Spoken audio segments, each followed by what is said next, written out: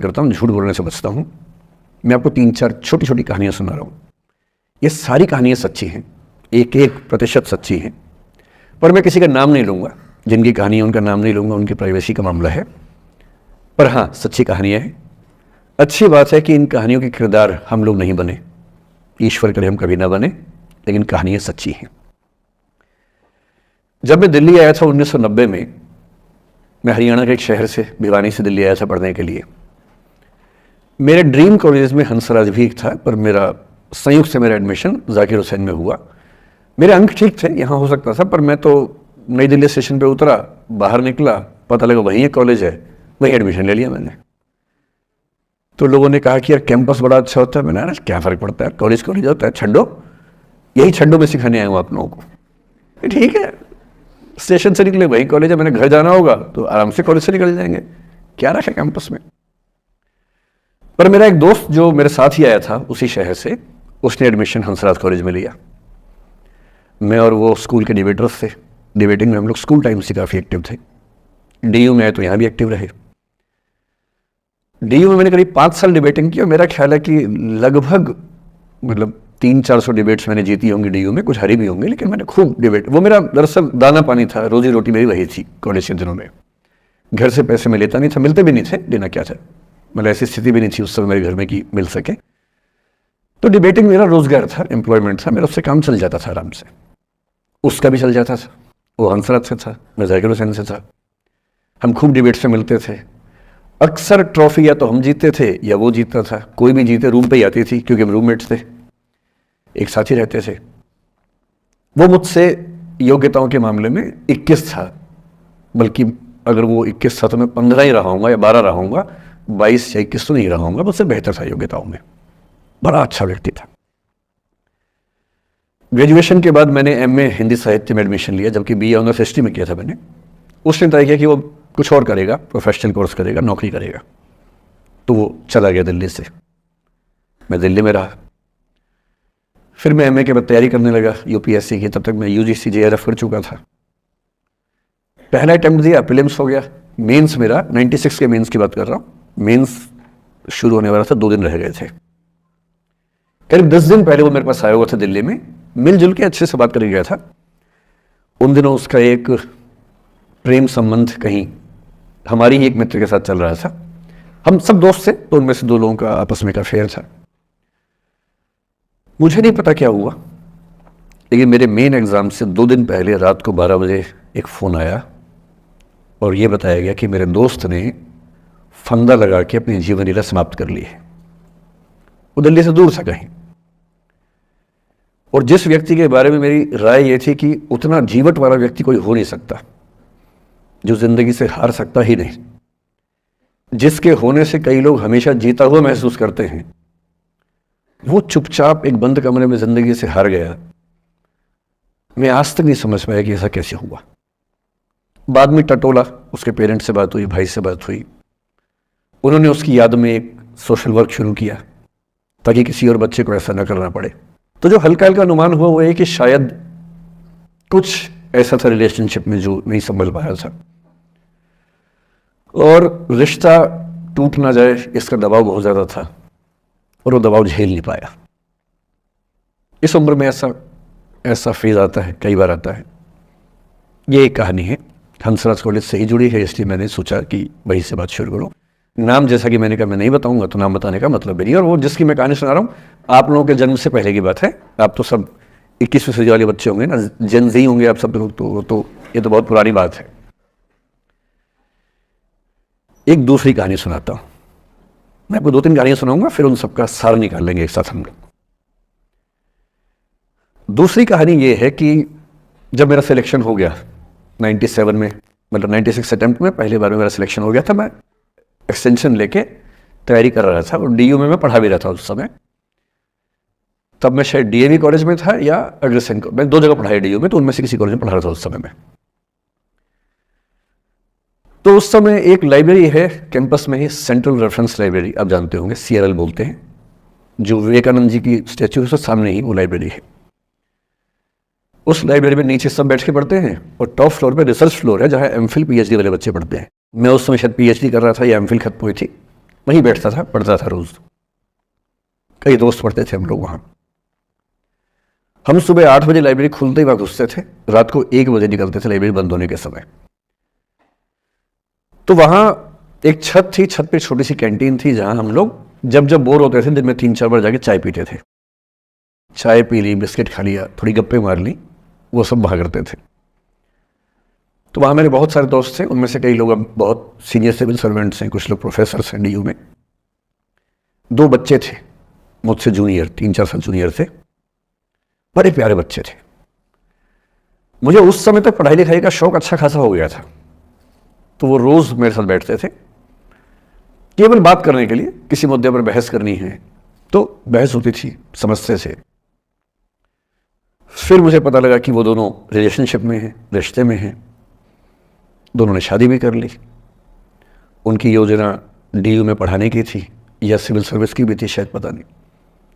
मेरा इंटरेक्शन बहुत ज़्यादा उसके बाद रहा नहीं उनसे, क्योंकि मैं सर्विस में चला गया था। इतने जिज्ञासु बच्चे थे दोनों, इतने जिज्ञासु कि उनसे मिलकर तबीयत खुश हो जाती थी कि हर चीज़ जानने का मन करता था उनका, हर विषय पढ़ने का मन करता था। एकदम जीवन से भरे हुए बच्चे, आंखों में चमक ऐसे। फिर दोनों की शादी हुई तो मैं शादी में जा नहीं पाया, क्योंकि मेरा रिश्ता सिर्फ लाइब्रेरी में 1 घंटा गप मारने वाला था, उससे ज़्यादा था नहीं रिश्ता उनके साथ। फिर सुनता रहता था कि मैं सब बढ़िया चल रहे, पढ़ाई कर रहे हैं, तैयारी कर रहे हैं। इंटरकास्ट मैरिज की उन लोगों ने, खूब हंगामा हुआ, दोनों घर में तलवारें खिंच गई। किसी तरह से तलवारें संभाली गई, मैनेज हुआ, दोनों साथ रहने लगे। और फिर 3-4 साल के बाद एक दिन मैंने खबर सुनी कि उस बच्ची ने फंदा लगा के जीवन लीला समाप्त कर ली। ये बात भी दिल्ली विश्वविद्यालय की है, उस दौर के सब लोग इस कहानी को जानते हैं। मेरे ख्याल से दोनों कहानी आपके प्रिंसिपल मैडम जानती होंगी, नहीं ध्यान कर पाएंगे तो मैं उनको जैसे नाम बोलूंगा अकेले में वो तुरंत समझ जाएंगे मैं किसकी बात कर रहा हूं। मैं आज तक नहीं समझ पाया कि ऐसा क्या हुआ होगा। तो बाद में अनुमान जो हुआ वो ये, इंटरकास्ट मैरिज, परिवार का दबाव, समाज का दबाव, आपस के दबाव, टॉक्सिक रिलेशनशिप, अंत में उस दबाव को न झेल पाना और जीवन समाप्त कर देना, ये हुआ। ये 2 घटनाएं हैं। एक तीसरी घटना ये है कि दिल्ली में आज से 25 साल पहले एक घटना घटी। आप लोग तब बस पैदा हुए होंगे, घुटनों में चल रहे होंगे, या उससे 5-7 साल पहले की बात रही होगी। ये घटना दिल्ली के सब सीनियर लोग जानते हैं, जिनकी उम्र 35-40 साल है वो सब जानते हैं इस घटना को। मोबाइल फोन में वीडियो नया नया आया था उस समय। अब तो आपके हर फोन में वीडियो है, अब तो सामने भी है, ताकि आप वैसा वाला मुंह बना के सेल्फी खिंचवा सके। पाउट बोलते हैं ना, मैं उसको देसी भाषा में सूअर जैसा मुंह बोलता हूं, और वैसा ही बनता भी है, क्यूट क्यूट सा सूअर जैसा मुंह बना के लोग सेल्फी खिंचवाते हैं, उसको बोलते हैं पाउट। तब तो कैमरा फोन में पहली बार आया था, तब लोग अभ्यस्त नहीं थे। अब जैसे आप लोग कितने अभ्यस्त होंगे, हम भी होने लग गए। अब हम किसी से बात करते हैं तो हम ये एज्यूम करके चलते हैं कि उसने फोन में कुछ ना कुछ ऑन कर रखा होगा, या तो आवाज रिकॉर्ड करेगा या वीडियो बनाएगा। तुम कितने केयरफुल होकर बोलते हैं, कितने कॉन्शियस रहते हैं। और सर्विलांस सोसाइटी की सबसे बुरी बात यह है कि हम हमेशा चौकन्ने रहते हैं, हम सहज हो ही नहीं पाते। सहज रूप से 2 लोग बात कर लें, हो ही नहीं पाता। तो मैं तो अपने ऑफिस में कई बार ऐसा करता हूं, जब हम 3-4 लोग बैठते हैं इनफॉर्मल बातचीत के लिए, हम सब अपना अपना फोन कमरे के बाहर छोड़ के आ जाते हैं, फिर 2 घंटे बात करते हैं, इस भय से मुक्त होके कि कहीं कोई रिकॉर्ड तो नहीं कर रहा। ये हालत है आज की। उस जमाने में तो फोन थे। मोबाइल फोन आया था भारत में लगभग 1995 के आसपास पहली बार। बड़ा महंगा था, 16 रुपए प्रति मिनट इनकमिंग, 16 रुपए प्रति मिनट आउटगोइंग, ये रेट से उस समय। और फोन वो थे जिनसे आप कील भी ठोक सकते हैं, वैसे वाले फोन थे, बटन वाले फोन थे। नोकिया एक कंपनी थी, उसके फोन हुआ करते थे। उसके 4-5 साल के बाद क्या हुआ, पहली बार किसी कंपनी ने फोन में कैमरा लगा दिया। ये बात उस समय के लोग नहीं समझते थे। जब भी नई तकनीक आती है उसको समझने में टाइम लगता है। जो पहले समझते हैं फायदा उठा लेते हैं, जो थोड़ा लेट समझते हैं वो उसका नुकसान उठाते हैं। उस समय दिल्ली के एक प्रसिद्ध स्कूल में 11वीं-12वीं क्लास के 2 बच्चों में आपस में कोई रिलेशनशिप रही होगी। वो दोनों किसी ऐसी सिचुएशन में थे जो सिचुएशन बहुत ही प्राइवेट किस्म की थी, बहुत निजी किस्म की थी जिसको पब्लिक नहीं कर सकते, कुछ कुछ फिजिकल रिलेशनशिप जैसा मामला था। उस दुष्ट लड़के ने लड़कों के इतिहास को कलंकित, लड़कों का इतिहास वैसे भी कलंकित ज्यादा है, उसे और कलंकित करते हुए उस पूरे सिचुएशन का वीडियो बना लिया। ऐसे मामलों में दुर्भाग्य है, मैं लड़का हूं इसलिए लड़के पवित्र थोड़ा ना हो जाएंगे, लड़का है इतिहास कलंकित तो है, उसका वीडियो बना लिया और दुष्टता का चरम स्तर निभाते हुए वो वीडियो अपने एक दोस्त को शेयर कर दिया। ये कहे कि किसी और को दिखाना मत, जैसा कि होता है अफवाहों की दुनिया में। हर अफवाह एक व्यक्ति एक को ही बताता है, ये कह के किसी और को मत बताना, और अगला व्यक्ति भी अगले को यही कह के बोलता है किसी और को मत बताना, और इस तरह से पूरे शहर को खबर होती है और सबको लगता है कि सिर्फ मुझे पता है।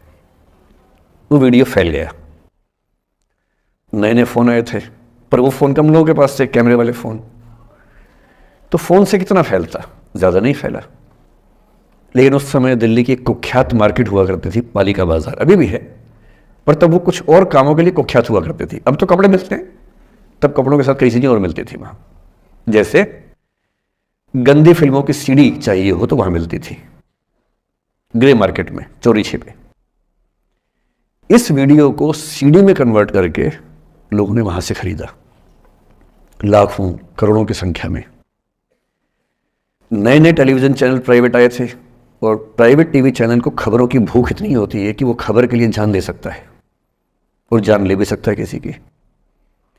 24 घंटे इस खबर पे, इस चीज़ पर खबरें चल रही थी सारे चैनल्स में कि ये वो लड़का है जिसने ऐसा किया, ये वो लड़की है, ये वो स्कूल है, इस स्कूल की प्रिंसिपल से बात करेंगे, इससे बात करेंगे। वो जो बच्ची थी जिसकी इसमें कोई गलती नहीं थी, सिवाय इसके कि वो किसी एक लड़के से प्रेम करती थी, जो कि उस उम्र में बच्चे कर बैठते हैं, इसके लिए बहुत चिल्लपौनी मचानी चाहिए।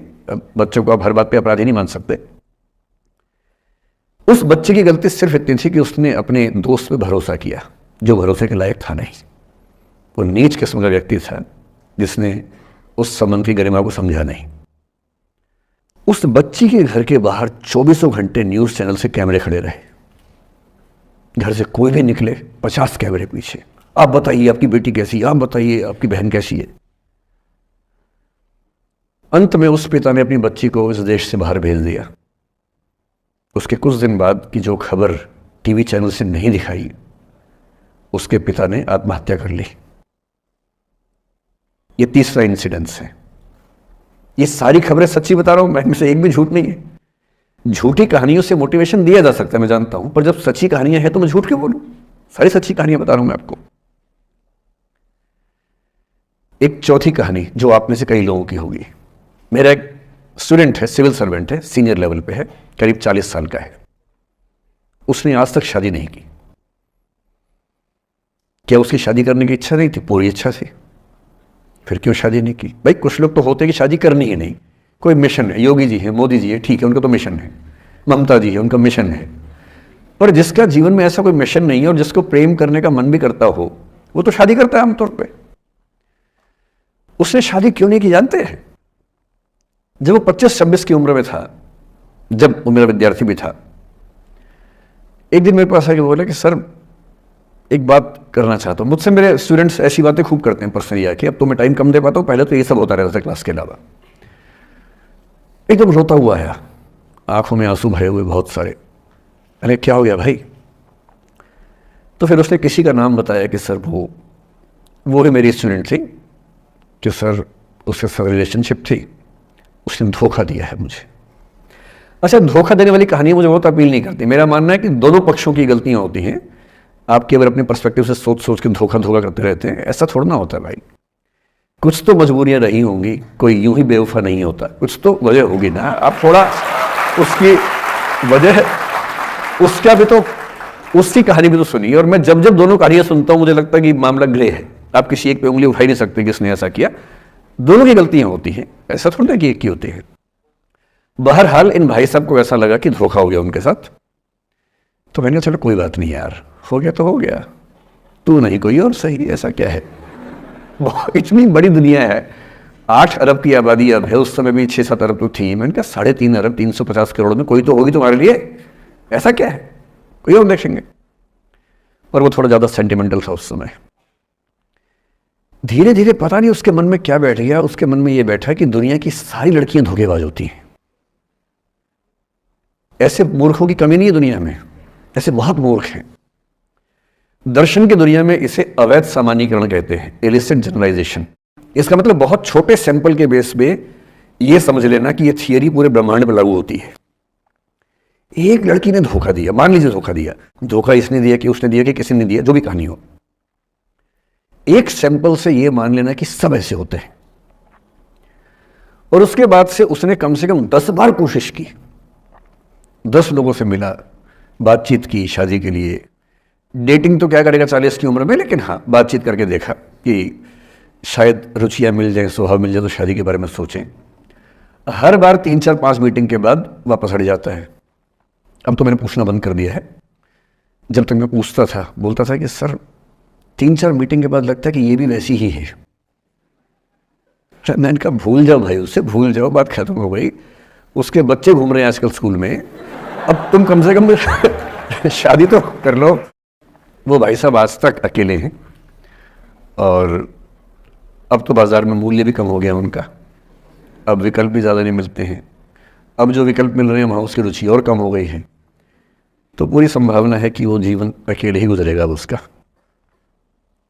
एक अंतिम एग्जाम्पल देके फिर मैं निष्कर्ष की तरफ बढ़ूंगा। मैं एक IAS ऑफिसर को जानता हूँ, 2 IPS को जानता हूँ, बहुत योग्य लोग, देश के सबसे अच्छे संस्थाओं से पढ़े हुए लोग, प्रॉपर IAS प्रॉपर IPS में नौकरी करने वाले लोग, और इन तीनों ने अपना जीवन समाप्त कर लिया नौकरी में रहते हुए।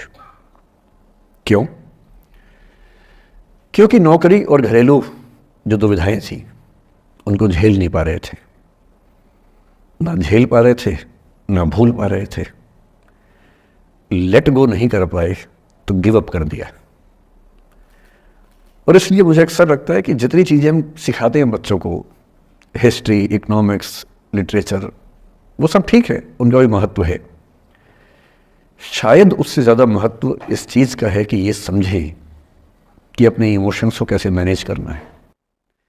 जब जीवन में ऐसा लगे कि सब खत्म हो गया है, जब जीवन में लगे कि बहुत टॉक्सिक किस्म की लाइफ हो गई है, उससे बाहर कैसे निकलें, शायद ये सबसे महत्वपूर्ण लेसन होता है जो हम सबको सीखना चाहिए। मैंने कहीं से सीखा नहीं है, ना मैंने ऐसी किताबें पढ़ी हैं, हालांकि मैंने 2 किताबें मंगवाई हैं पिछले हफ्ते, पढ़ी नहीं है अभी तक, तो मैं किताबों के बेस पे नहीं जानता कैसे सीखते हैं, लेकिन ज़िंदगी से तुम सीख सकते हैं। इन कहानियों का सबका एक ही सार है, वजह अलग अलग है।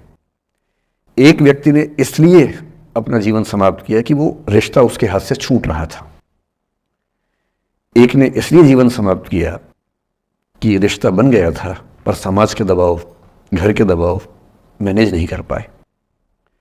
एक ने जिंदगी भर शादी नहीं की सिर्फ इसलिए कि वो पुरानी यादों को भूल नहीं पाया। अरे एक बार गलती हो गई तो हो गई, आगे तो संभावना जीवन में है भाई, क्यों इतना हावी रखना उसी दिमाग के ऊपर। कुछ लोग देश की सबसे अच्छी नौकरी में होकर हर पैमाने पर सफलता की हर कसौटी पर खरा उतरने के बाद जीवन नहीं बचा पाए, क्योंकि दूसरों की नज़र में आप बहुत सफल हो जाए, अपनी नज़र में शून्य हो, तो फिर जीवन कैसे बने, जीवन कैसे बचे। इन सारी कहानियों का मूल भाव एक ही है, अगर आप खुद को हैंडल नहीं कर सकते तो दुनिया को क्या हैंडल करेंगे। दुनिया को हैंडल करने से पहले खुद को हैंडल करना सीखना पड़ता है, और उसका सबसे आसान जो रामबाण उपाय है उसको बोलते हैं द आर्ट ऑफ लेटिंग गो, जाने दो। वो अफसाना जिसे अंजाम तक लाना न हो मुमकिन, उसे एक खूबसूरत मोड़ देकर छोड़ना अच्छा।